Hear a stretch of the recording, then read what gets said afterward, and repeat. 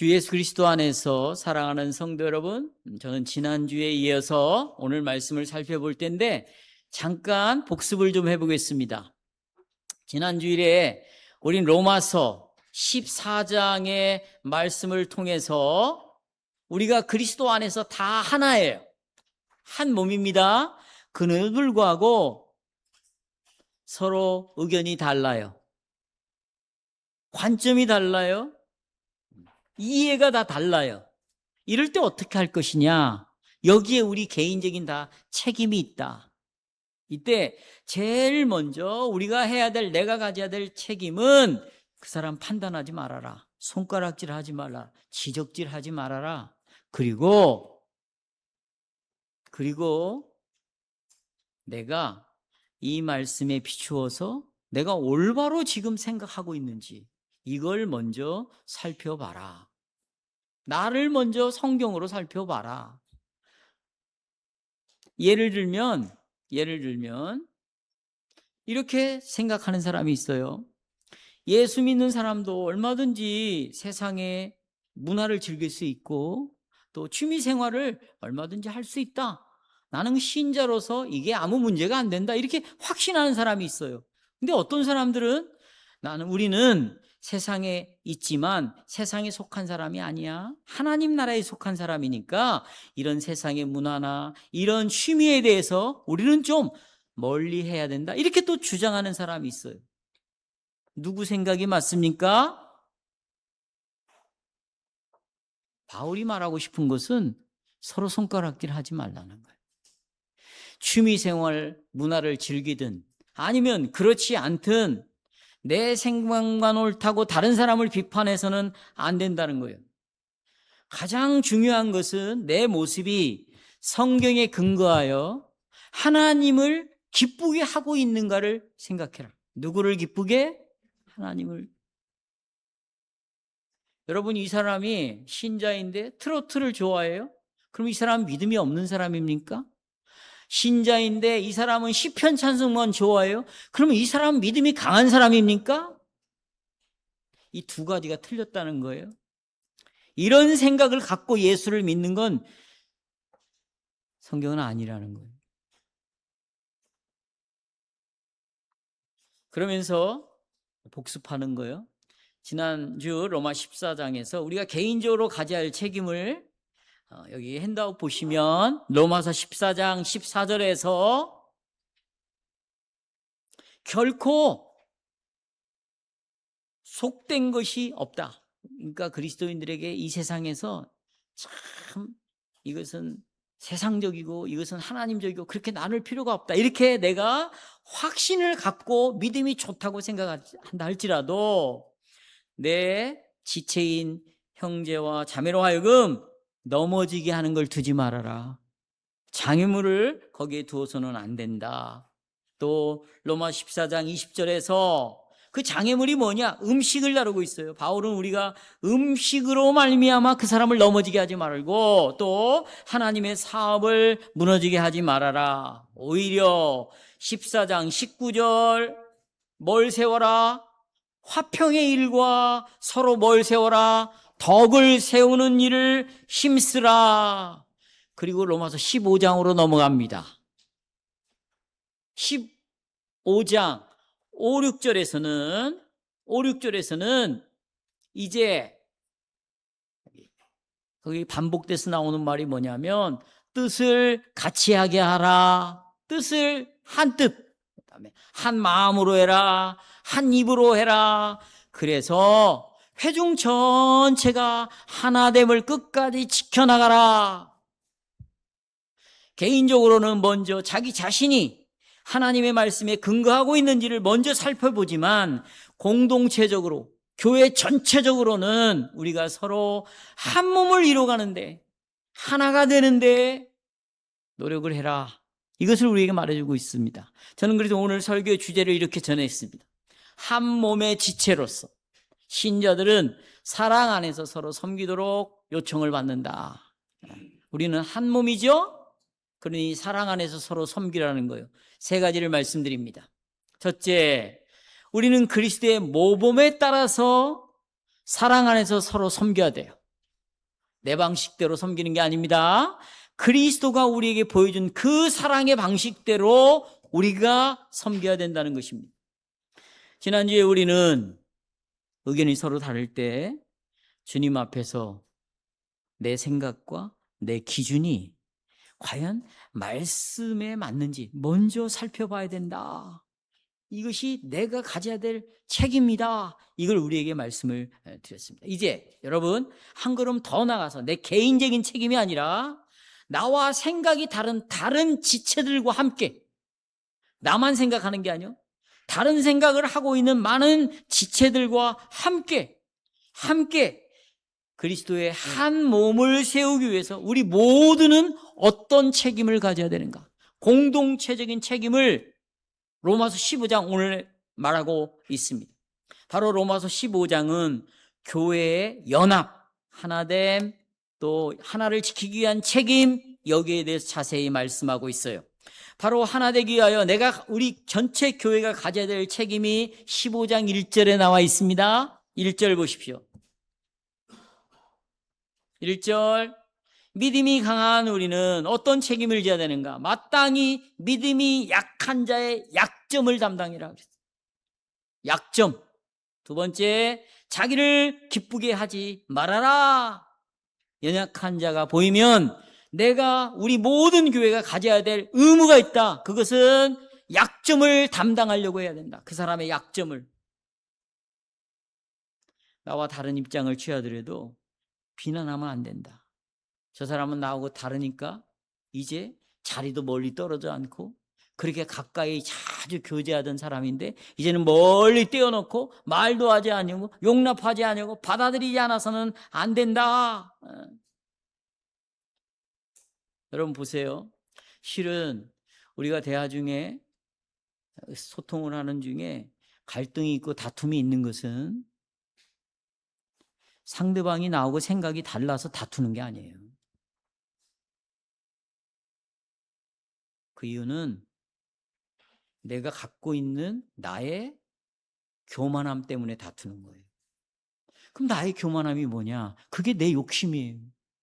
저 사람이 내가 갖고 있는 욕심이 있어요. 욕망이 있어요. 내가 정해놓은 기준이 있어요. 그런데 이걸 동의하지 않아요. 그래서 다투고 적으로 나오는 거예요. 그러니까 실은 대화 중에 소통이 안 되는 이유는 상대방 때문에 소통이 안 되는 것이 아니라 내가 갖고 있는 교만함과 욕심, 아주 고정관념, 이것과 다르면 난 너하고는 대화가 안 돼 라고 생각하는 것 때문에 다투니 실은 원인이 누구에게 있냐? 상대방에 있지 않다. 나에게 있다는 것이에요. 그래서 연약한 자가 있으면 그 약점을 담당해라. 이 약함을 담당하라는 말을 사도 바울은 또 다른 관점에서 이걸 우리에게 이야기해 주고 있는데, 이해를 시키기 위해서 갈라디아서 6장 2절을 보세요. 같이 한번 저 뒤에도 다 따라서 한번 해봐요. 다 같이 시작. 너희가 짐을 서로 지라. 그리하여 그리스도의 법을 자, 약함을 담당하라. 이 말을 갈라디아서는 6장 2절에서 서로 뭐하라? 짐을 지라. 여기 약점을 담당하라, 담당과 짐을 지라, 지라의 단어가 같아요. 뜻이 같아. 약점을 담당한다는 것은 그 사람이 가지고 있는 짐을 내가 어깨에 짊어지는 것이에요.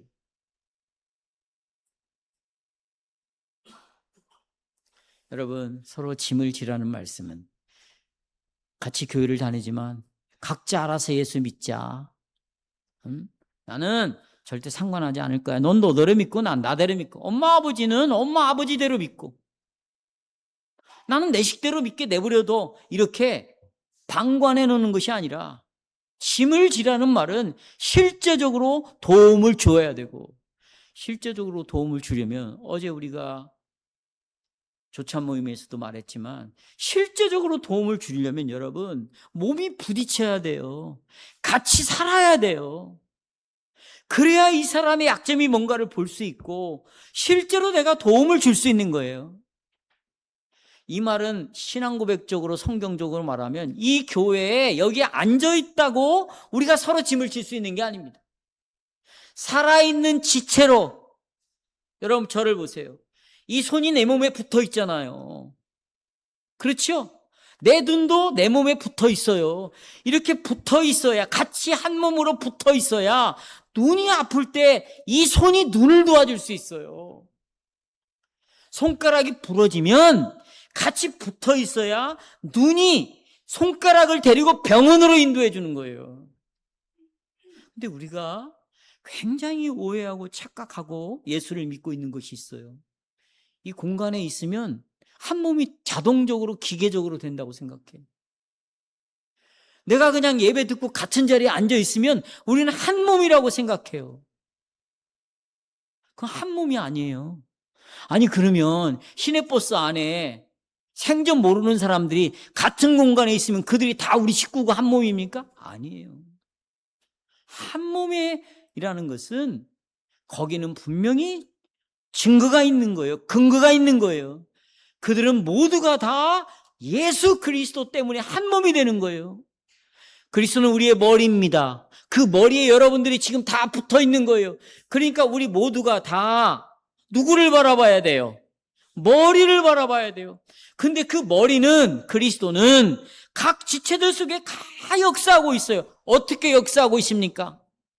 따로따로 개개인적으로 이기적으로 역사합니까? No! 서로와 서로를 연합시켜서 그리스도는 우리를 다스리고 있기 때문에 우리는 서로 짐을 지려면 몸의 지체로서 함께 살아가야 이것이 가능해요. 자, 여러분, 이런 점에서 나의 형제들, 내 자매들의 구원이 내가 개인적으로 확신하고 있는 것보다 더 중요한 거예요. 여러분, 개인적으로 신앙의 확신을 다 갖고 있어요. 이거보다 더 중요한 게 내 지체들의 구원을 챙겨주는 것이 더 중요한 거예요. 따라서 내가 내 이웃의 지체의 구원을 더 먼저 생각한다면, 그리고 서로 짐을 지려고 내가 생각을 한다면 다른 사람을 비판하거나 공격하는 태도를 가질 수 있겠어요? 나하고 저 사람하고 생각이 다르다고 이 교회를 이탈하고 갈 수 있겠어요? 오히려 성도 여러분, 우리를 분리시키는 문제가 있습니다. 서로 관점이 다른 문제가 있어요. 이것은 건강한 교회입니다. 그럼 어떻게 해야 돼요? 그러면 상대방이 나를 이해를 시켜야죠. 나도 그 사람을 이해시켜야죠. 그럼 어떤 방식으로 이해시킬까요? 내 주장을 하고 내 설명을 시켜서 이해시킬까요? 아닙니다. 하나님의 말씀으로 같이 손을 잡고 가는 거예요. 성경을 공부하는 자리로 같이 앉는 겁니다. 그리고 동일한 말씀을 배우는 것이에요. 그러면 나의 이해가 풀리는 거죠. 나의 오해가 풀리고 상대방의 오해가 풀려요. 그리고 저 사람이 저렇게 주장했던 이유가 바로 이런 말씀 때문이었구나 이해하게 되는 거고, 또 나를 이해시키는 것이죠. 그리고 우리는 동일한 한 몸으로서 함께 살아가는 것이죠. 그래서 로마서 15장 2절에서 바울은 이렇게 말하는 것입니다. 서로 짐을 져라, 약점을 담당해라. 그리고는 나를 기쁘게 하지 말고 2절에 같이 읽어보겠습니다. 시작. 우리 각 사람이 누구를? 이웃을 기쁘게 하도록 멀리 이루고 그 다음에 덕을 세우라. 선을 이루고 덕을 세우라. 그래야 이웃이 기뻐한다. 이것은 무슨 의미입니까? 첫째로, 물론 내 말과 행동이 말씀에 맞는지 나를 돌아보는 것은 너무나 당연한 거예요. 하지만 자기만 돌아보는데 멈춰 있으면 안 되죠. 한 걸음 더 나가서 보세요. 나와 생각이 다른 지체도 하나님의 뜻을 가지고 자신을 바라볼 수 있게 도와줘야 돼요. 누구의 뜻으로? 하나님의 뜻으로. 곁에서 이 사람도 하나님의 말씀으로 자기를 살필 수 있도록 도와줘야 돼요. 이걸 누가 해주냐? 서로가 해주는 것이죠. 왜? 이것이 진정으로 그 영혼을 사랑으로 섬기는 것이. 함께 말씀을 듣는 자리로 같이 와서, 성경을 배우는 자리에 같이 그 사람을 끌고 와서 같이 앉아서 서로가 하나님의 뜻을 깨닫도록 도와주는 거예요. 그리고 진리로 올바른 길을 가도록 도와주는 거예요. 이것이 바로 선을 이루는 거예요. 이것이 상대방을 위하여 덕을 세우는 일이에요. 따라서 덕을 세우는 일이다.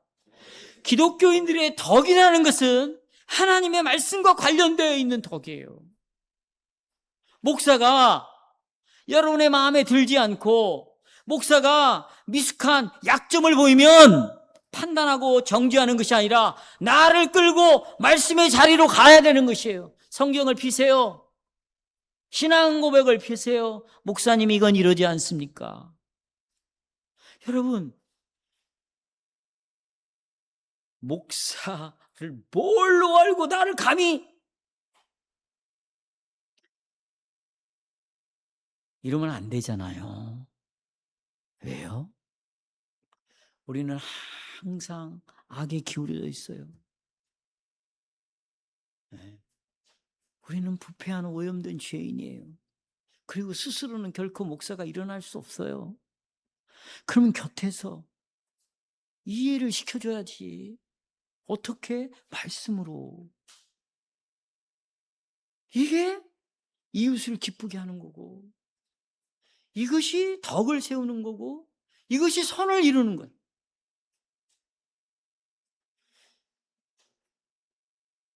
제가 지난주에 말씀을 전했는데 로마 14장을 통해서 어떤 분이 저한테 이런 질문을 했어요.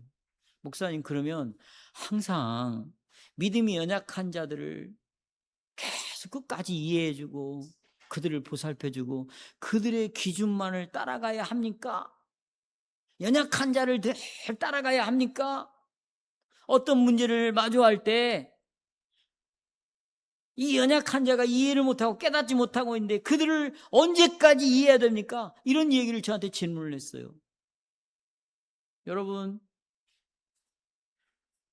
어떤 문제를 마주할 때 이 사람은 연약한 자구나, 나는 믿음이 강한 자구나, 이렇게 나누는 것 자체가 성경적이지 않아요. 제가 예를 들어 볼게요. 텔레비전은 신앙생활에 유익하지 않으니까 텔레비전을 보지 말자. 어떤 집은 텔레비도 없애버렸어요. 어떤 사람은 TV 보는 게 뭐가 그렇게 문제냐, 난 볼 수 있다. 그럼 여러분, 어떤 사람이 텔레비를 봐서는 안 된다, 텔레비를 봐야 된다, 이렇게 주장을 하는데 누가 신앙이 강한 자고 누가 약한 자입니까? 이런 식으로 성도를 절대 판단하서는 안 된다는 거예요. 이것은 성경적인 생각이 아니라는 거예요. 로마서 14장과 15장에 사도 바울이 강조하는 것은 차이가 있다 할지라도 비판 없이 상대방을 수용해 줘라. 나아가 어떤 문제 앞에서 교회가 하나가 되는 데 초점을 맞춰라. 그리고 덕을 세우는 데 힘을 써라. 이거예요. 여전히 우리에게 의문이 남아 있어요. 아니, 주님 보시기에 계속 부정적인 이야기를 하고 불평을 이야기해 늘어놓는데 그러면 이런 것까지 우리가 다 받아줘야 됩니까? 바울이 주는 답은 무조건 다 받아줄 필요가 없다. 이 사람이 계속해서 부정적인 이야기, 자기의 마음에 들지 않는 이야기를 자꾸 이야기할 때는 어떻게 할 거냐? 받아주지 말아라. 왜? 그렇게 말하는 것이 교회의 덕을 세우는 일이 아니니까. 교회가 공동체적으로 말씀 안에서 지금 올바른 방향을 향하여 나가고 있는데 계속 어떤 문제에 대해서 딴지를 걸고 불평을 하고 문제 제기를 하고 원망을 한다면 이 공동체가 나갈 수가 없게 되는 거죠. 그건 거부해라. 다시 말하면 먼저 중요한 것이 내 주장이 중요한 것이 아니라 교회를 세우는 것이 주장하다. 교회가 한 몸으로 나가는 것이 주장하다. 한 몸으로 나가는 것이 더 중요하다. 실제적인 예를 또 들어드리겠습니다. 여러분, 코로나19가 이 나라에 확산이 되었을 때 정부가 교회에게 공문서를 보냈어요. 공적인 모임을 자제해달라는 것이었어요. 근데 코로나가 더 확산되자 정부는 교회에게 예배를 금하라는 지침서를 내렸어요. 교회 문을 닫아달라는 것이죠. 이때 어떤 교인들은 아무리 정부가 요구해도 우리는 계속해서 모여서 예배를 드려야 됩니다 라고 주장하는 사람이 있을 수 있고, 또 어떤 사람들은 이것이 정부가 우리를 보호하는 차원에서 하는 거니까 정부의 지시를 우리는 따라야 됩니다 이렇게 주장하는 사람이 있을 수 있습니까? 여러분, 그러면 우리는 어느 쪽을 선택해야죠? 예배를 드리기 위해서 모여야 됩니까? 아니면 모이지 말아야 됩니까? 이 사고 자체가 성경적이지 않다. 100명은 100명이 전부 이렇게 이원론적인 이분법적인 생각을 갖고 다 살아가요. 이 자체가 로마서에서 가르치는 내용이 아니다는 것입니다. 그럼 로마서에서 가르치는 건 뭐냐? 코로나19에 이런 상황이 수칙이 왔지만 당회가 모여서 우리가 국가가 요구하는 수칙을, 지침을 제대로 다 지킵시다. 거리 조정도 하고 밥도 먹지 말고 다 하면서 그래도 우리가 어느 상황에서도 성경은 예배를 금한 적이 없으니까 우리가 말씀을 따라서 예배를 드리기 위하여 모입시다. 당회가 심사숙고하고 기도해서 결정을 했습니다. 그런데 일부 성도들은 자기 개인적인 확신과 기준 때문에 이런 결정을 받아들이기 어려울 수 있어요. 거부하고 싶은 마음을 가지고 있어요. 바로 이럴 때 우리에게 필요한 것이 뭐냐? 로마서 15장의 가르침입니다. 내 생각과 다른 결정을 당회가 아주 신중하게 고민해서 결정을 내렸다면 우리는 어떻게 해야 되는가? 인내하며 그걸 받아들이고 교회 인도를 따라가는 것이에요.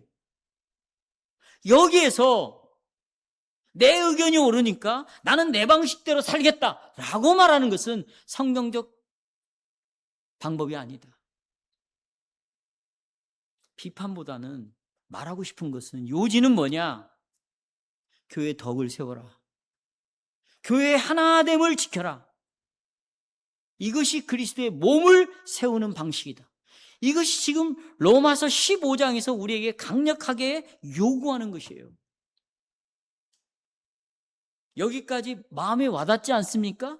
그럼 좀 더 갑시다. 그래서 사도 바울이 예수 그리스도의 본을 따라가라 말하고 있어요. 3절을 보세요. 3절. 그리스도께서도 자기를 기쁘게 하지 않았다. 자기를 기쁘게 하지 않았다. 그 결과가 어떤 결과가 나왔느냐? 사람들이 다 예수님을 비방하는 사람들로 다 가득 찼다는 거예요. 자기를 기쁘게 하지 않으니까 사람들이 누구를 비방해요? 예수님. 그리스도께서는 이 교회를 세우기 위해서, 한 몸을 이루기 위해서 자기 생명을 내어놓으셨어요. 그래서 요한복음 2장 17절 말씀처럼 같이 읽어봐요. 요한복음 2장 17절, 저 뒤에 다 따라서 하십시오. 시작.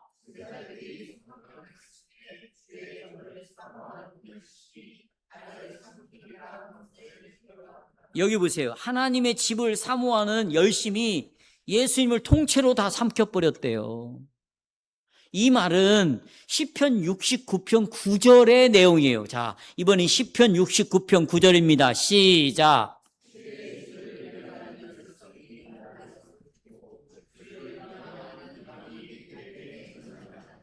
네, 시간상으로 보면 요한복음 2장 사건이 로마서 15장보다 먼저 앞섰겠죠.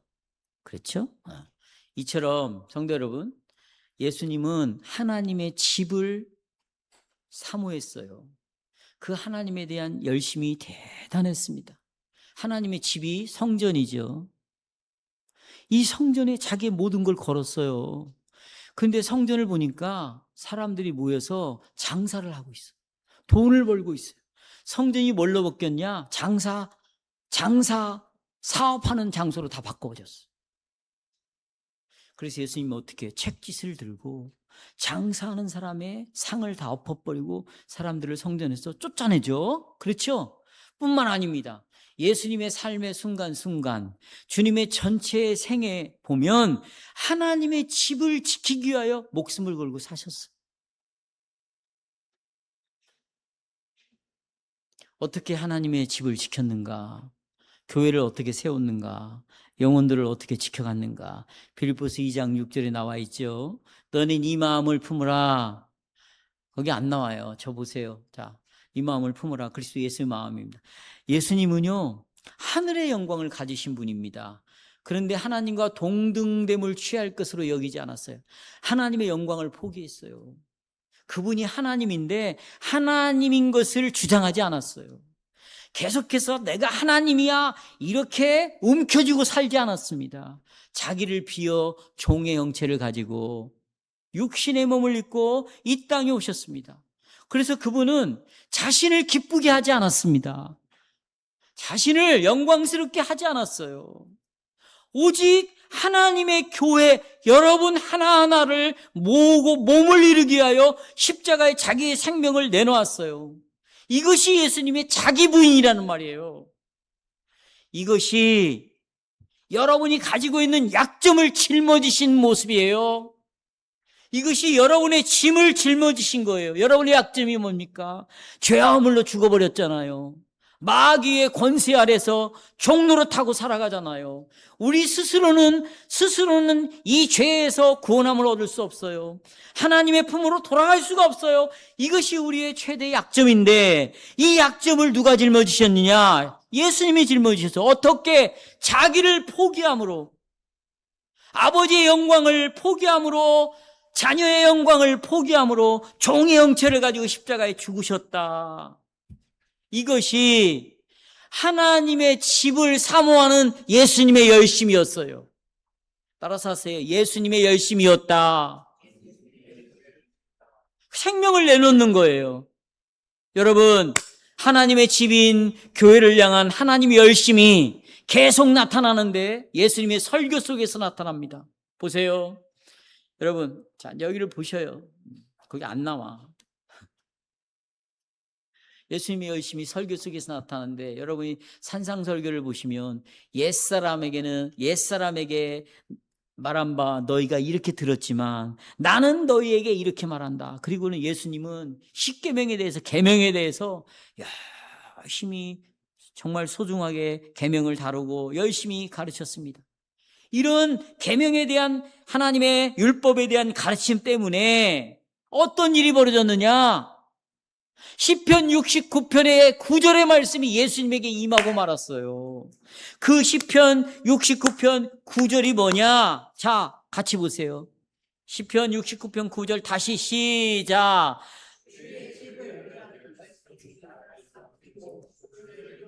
비방이 내게 보세요. 예수님이 말씀을 열심히 가르치니까 말씀대로 이루어졌는데 시편 69편 9절의 말씀대로 이루어졌는데 어떤 일이 일어나는가? 사람들이 예수님을 비방하기 시작해. 듣기 싫다는 거. 옛 계명은 옛사람이 말한 바 간음하지 말라, 살인하지 말라 이렇게 말했지만 나는 너희에게 사람을 미워하는 마음만 품어도 이미 살인했다. 음욕만 품어도 너희에게 간음했다. 너희들은 살인한 자고 간음한 자고 도둑질한 자다. 이렇게 가르치니까 이런 하나님의 계명의 말씀을 듣기 싫어하는 자들이 예수님을 비방하기 시작하는데 비방이 넘쳐났어요. 그래서 물이 여러분 자기 영혼까지 덮은 거예요. 그래서 예수님이 십자가에 못 박아 죽여버린 거 아닙니까? 하지만 예수님께서는 이들을 판단하지 않았어요. 이들을 비방하지 않았어요. 이들을 되갚지 않으셨습니다. 왜요? 목표가 뭐니까? 교회를 세우는 것이 예수님의 목표예요. 뭘 세우는 것? 교회를. 그래서 십자가에 끌려가는 그 순간까지도 예수님은 집을 세우는데 하나님의 뜻을 이루는데 철저하게 순종하셨어요. 성도 여러분, 그리스도께서 여러분과 저를 사랑하는 사랑 때문에 이렇게 자기를 부인하셨습니다. 바울이 지금 하고 싶은 말은 뭡니까? 우리에게서 이런 예수님의 태도가 나타나야 된다. 이 교회를 세우기 위해서 여러분의 가정을 세우기 위해서 나 자신을 철저히 버려라. 오늘 우리는 그렇다면 주님이 세우신 이 교회를 어떻게 아름답게 세워갈 수 있을까? 그리스도와 똑같은 태도를 가져야 돼요. 그러니까 그리스도를 바라봐야 되죠. 예수님은 어떤 분이에요? 하나님의 집을 사랑하는 그 열심을 갖고 있었어요. 그 태도를 여러분과 제가 가져야 된다. 이 열심은 내 주장만을 우기거나 나하고 의견이 맞지 않다고 상대방을 보복하는 것이 아니라 우리는 철저하게 교회를 세우는 일을 최우선으로 구해야 된다. 의견이 다르다고 내 주장만을 하다가 서로 싸우고 교회를 떠나는 것이 아니라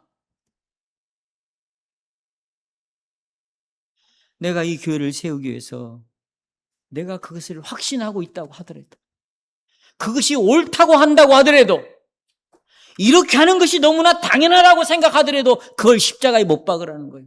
내가 당연하게 생각하는 것, 내가 옳다고 하는 것, 내가 확신한다고 하는 것, 그걸 십자가에 못 박으라 그거예요. 여러분, 아나니아와 삽비라 아시죠? 재산을 다 팔았어요. 그런데 돈 일부를 조금 숨기고 많은 돈을 교회 앞에 헌금으로 바쳤어요. 그런데 성령이 베드로를 통하여 물었어요. 이거 다 바친 거냐? 남편에게 물었어요. 거짓말했습니다. 다 바친 것입니다. 그 자리에 성령이 죽였어요. 이것은 돈을 다 바쳤느냐 바치지 않았느냐 이게 중요한 게 아니에요. 이들 부부가 금술이 좋아서 상의를 했습니다. 일부는 좀 남겨놓자. 부인이 말했는지 남편이 말했는지 모르겠어요. 동의했습니다. 동의했어요. 아나니아가 죽었을 때 부인이 남았잖아요.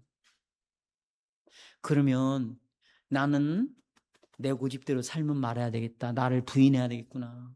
그리고 하나님의 뜻이 무엇인지를 내 마음을 먼저 살펴봐야 되겠다. 이런 생각 가져야죠. 그리고 지금 교회가 세워지는 마당이니까 내가 교회를 세우기 위해서 정직하게 회개하고 돌아와야 되겠다. 이런 생각을 가져야 되잖아요. 끝까지 자기 주장을 놓지 않았어요. 그래서 그 부인도 죽는 거예요. 살 수 있는 기회가 있었지만 회개하지 않는 기회를, 회개할 기회를 놓쳐버린 거죠. 부부지간에도 어떤 일을 상의할 때 이게 정말 교회를 세우는 일인가? 이것이 교회를 위하여 합당한 일인가? 그러면 여보 그렇게 하면 안 되지. 당신도 그렇게 하면 안 되지. 먼저 교회를 세웁시다. 이 말부터 먼저 해야 될 거 아니에요? 그래요, 안 그래요? 우리 생각은 그것이 아니야. 교회가 그렇게 해도 나는 그 뜻대로 못해. 예수님은 이렇게 살지 않았다는 거예요.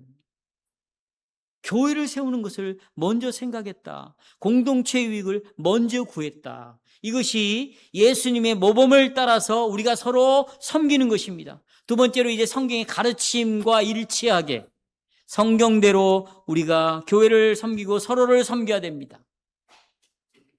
바울은요, 예수님을 지금 15장에서 말하고 있을 때 그분이 이런 일을 했다, 저런 일을 했다, 이렇게 나열하는 것이 아니라 시편 69편을 딱 한 구절을 딱 인용하는 걸 끝내요.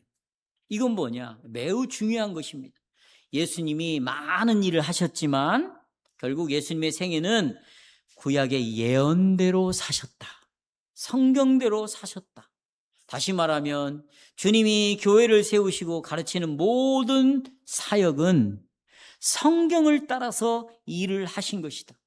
그분은 성경대로 순종하셨다.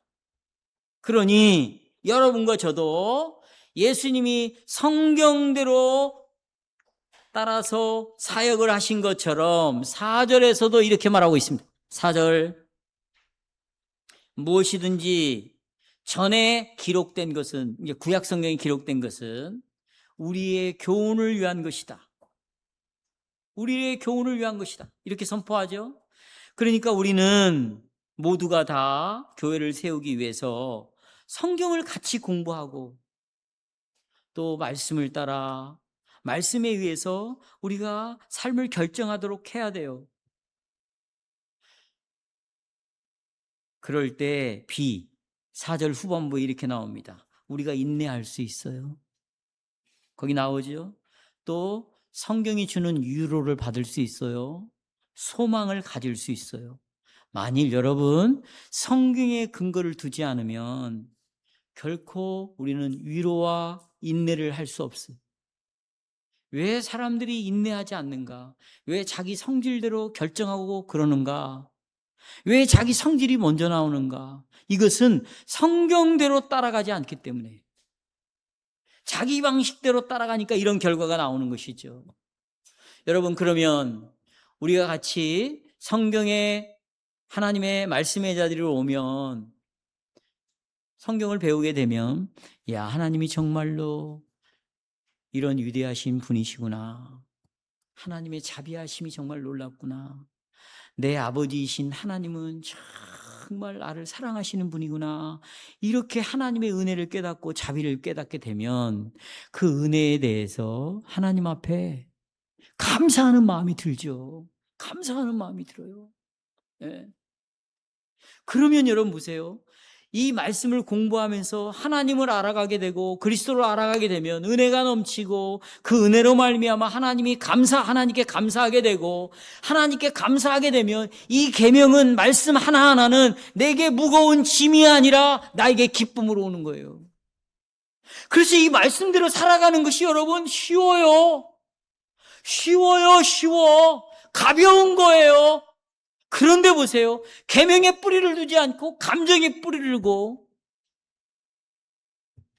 자기 생각에 뿌리를 두면 이 계명은 자기에게 무거운 짐으로 다가와서 죽을 때까지 이 계명에 순종하지 못하고 죽는 것이.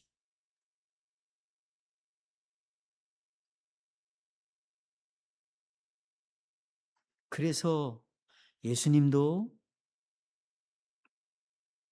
하나님의 집을 사모함으로 비방을 받았고 버림을 당했고, 그것이 시편 69편 9절에서 예언된 것처럼 그 말씀을 따라 삶으로 그대로 예수님의 삶에 그렇게 적용이 되었고 성취가 된 것처럼, 여러분과 나도 그리스도의 모범을 따라서 말씀을 따라 살아갈 때 우리가 하나님을 알게 되고 은혜를 깨닫게 되고 감사함이 넘치게 되고, 그러면 이 계명 하나는 나에게 무거운 짐이 아니라 기쁨이 된다. 결국 이 계명들은 나에게 유익이 되는 것이고 이 계명은 나에게 선이 되는 것이다. 이런 마음으로 우리 모두 지체들과 함께 말씀을 공부하는 일에 힘씁시다. 이제 조금 있으면 우리가 그룹으로 모여서 성경을 공부할 거예요.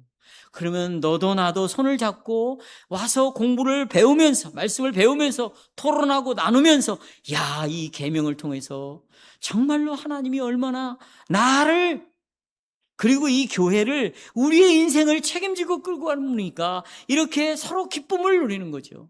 그래서 신앙생활은 결코 홀로 하는 것이 아니라 함께 동일한 믿음 안에서 말씀의 자리에 나와 서로가 서로를 세워가면서 우리가 신앙생활을 할 수 있는 것이에요. 물론 우리가 함께 말씀을 나누다 보면 의견이 다를 수 있어요. 그러나 인내하게 됩니다. 그리고 싸우지 않고 끝까지 대화를 하게 돼요. 왜요? 말씀에 뿌리를 내리고 있기 때문에 끝까지 대화를 하는 거예요. 그리고 대화할 때마다 서로 말씀으로 돌아가는 일이 벌어지죠. 그리고는 내가 부족했다. 내가 사과하마. 내가 이 말씀에 비춰볼 때 내가 자기가 부인이 안 되었구나. 나를 이해해달라. 그러면서 우리 모두가 누구에게 영광을 돌려요? 하나님께 영광을 돌리게 되어 있습니다. 그러면 마지막 세 번째, 하나님의 영광을 어떻게 돌릴 것인가? 로마서 15장 5절 6절을 보시겠습니다. 거기는 안 나와 있죠? 5절 6절 다 보세요. 5절 6절에 보시면 여러분, 바울이 5절 6절은 사도 바울이 회중을 위하여 기도하는 내용이에요. 기도. 첫째 보시면 바울은 하나님께서 성도들을 서로 조화 있게, 서로 조화롭게 살게 해달라고 기도하고 있고, 그 다음에 그 결과로 한 목소리로, 한 마음으로, 한 입으로 하나님께 영광을 돌리라고 기도하고 있어요. 그러니까 여러분, 이런 교회를 이루는 목적은 하나님께 영광을 돌리는 건데, 그 영광을 우리의 스스로는 돌릴 수 없어요. 그럴 능력이 없습니다. 그러니까 하나님께 뭐 해야 돼요? 기도해야 돼요. 어떻게 해달라고?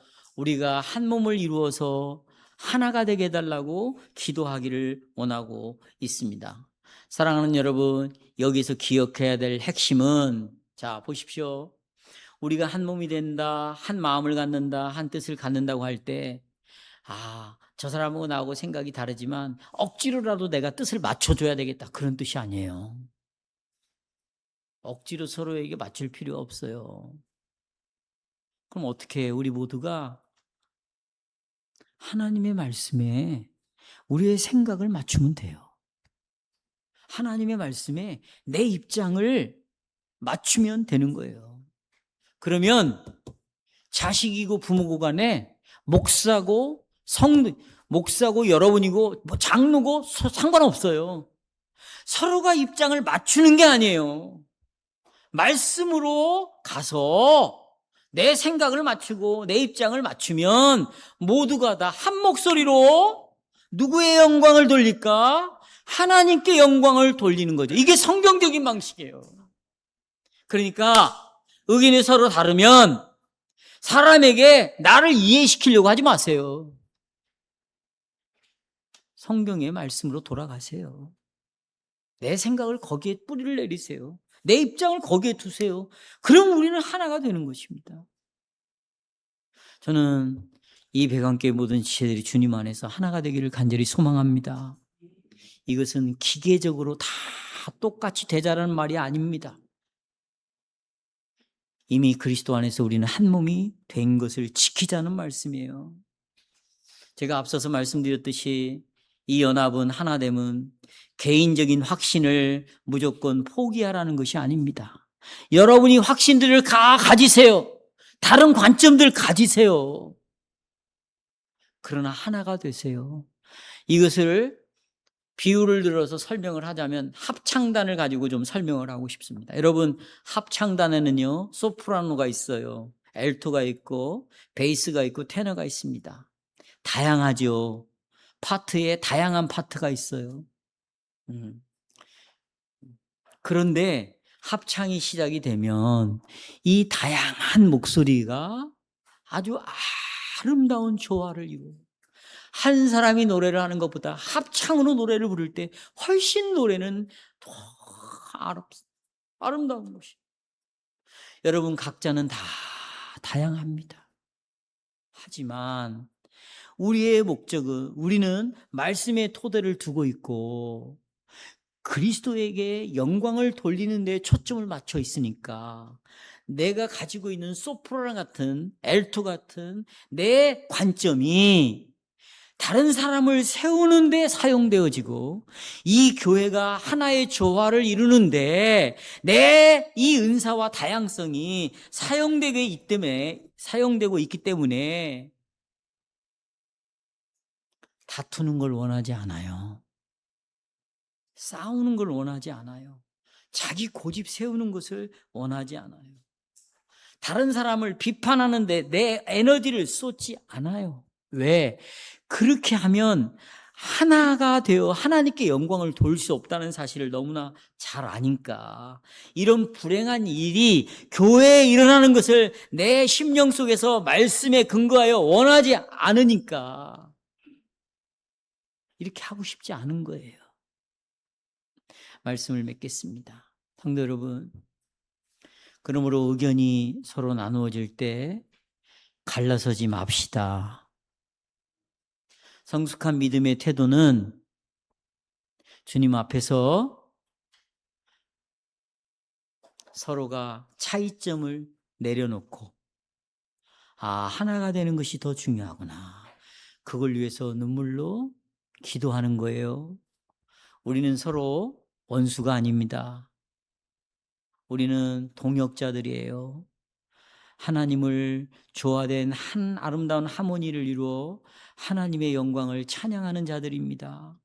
이런 아름다운 태도가 여러분 안에, 제 안에 가득 있어서 이 교회가 한 몸을 이루어 하나가 되어서 항상 하나님께 영광을 돌리도록 합시다.